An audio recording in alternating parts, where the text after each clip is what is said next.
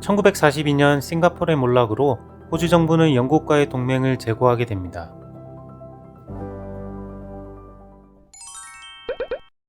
하루 한 번 클릭 클릭 5분 순삭. 호주 정보.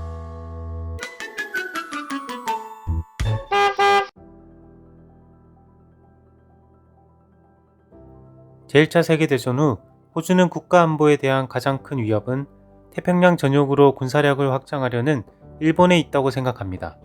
1919년 태평양과 인도양 사이의 말라카 해협에 위치한 싱가포르는 영국의 주요 해군 기지로 설정됩니다. 영국은 태평양 전쟁이 발생할 경우 영국에서 싱가포르로 대규모 함대를 배치하려는 계획을 세웁니다. 1923년 호주와 뉴질랜드의 투자로 54제곱킬로미터의 거대한 기지가 건설되기 시작했습니다. 당시 호주에서는 보수적인 국민당 정부인 스탠리 브루스가 군사 지출을 줄이기 위해 싱가포르 전략을 고수했습니다. 하지만 노동당과 일부 전문가들은 시드니나 멜버른에서 6,000km나 떨어진 단일 기지에 투자하는 것보다는 호주 해군에 투자를 해야 한다고 주장했습니다. 제2차 세계대전이 시작되었을 당시 호주군의 대부분은 유럽과 북아프리카에 있는 영국군을 지원하기 위해 배치되었지만 1941년 2월 일본과의 전쟁이 임박할 때쯤 일본의 남하를 막기 위해 싱가포르가 말라야에 병력을 배치하기 시작합니다. 1941년 12월 8일 일본군은 말레이 반도를 침공합니다.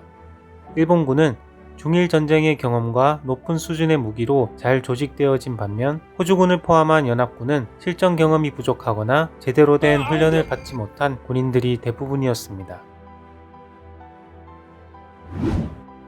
싱가포르를 방어하는 연합군의 숫자는 약 85,000명, 일본군은 그의 절반도 안 되는 약 3만 명이었지만 일본군은 영국군이 포진되어 있던 싱가포르의 북동쪽 대신 호주군이 포진되어 있던 북서쪽 공격을 시작으로 무서운 속도로 남하하기 시작했습니다. 1942년 2월 15일 영국군 사령관 아서 퍼시펄 중장이 항복을 합니다. 그리고 13만 명 이상의 연합군이 포로로 잡히게 됩니다. 이 전쟁의 승리로 일본 사령관 야마시타 토모유키는 놀라운 위협을 달성하게 됩니다.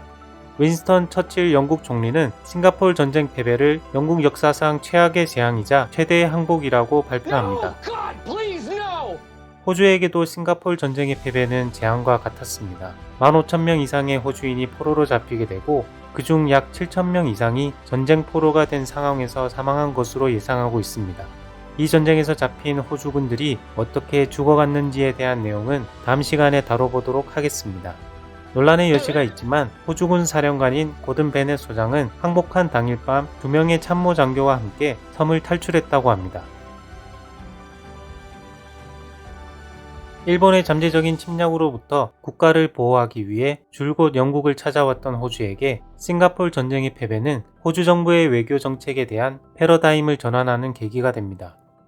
이 전쟁의 패배로 해외에 파병된 군인의 4분의 1을 잃은 호주는 미국과의 안보 동맹을 최우선으로 고려하기 시작합니다.